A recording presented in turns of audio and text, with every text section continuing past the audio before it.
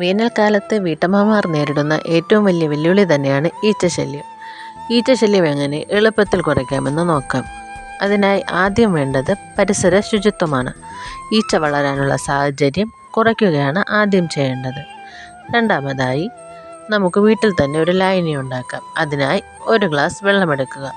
ആ 1 ഗ്ലാസ് വെള്ളത്തിലേക്ക് അതേ അളവിൽ തന്നെ വിനാഗിരി ചേർക്കുക. ഇവ രണ്ടും നല്ലപോലെ മിക്സ് ചെയ്യുക.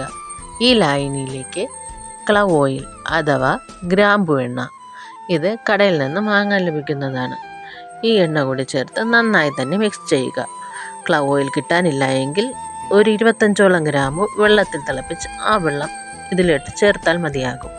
അതിലേക്ക് 2 നാരങ്ങയുടെ ചെറുനാരങ്ങയുടെ നീര് കൂടി ചേർത്ത് നന്നായി മിക്സ് ചെയ്യുക. ഈ ലായനി ഈച്ച വരാൻ സാധ്യതയുള്ള എല്ലാ സ്ഥലങ്ങളിലും തളിക്കുക. ഒരു പരിധിവരെ ഈച്ചശല്യം ഇതുമൂലം ഒഴിവാക്കാൻ സാധിക്കും.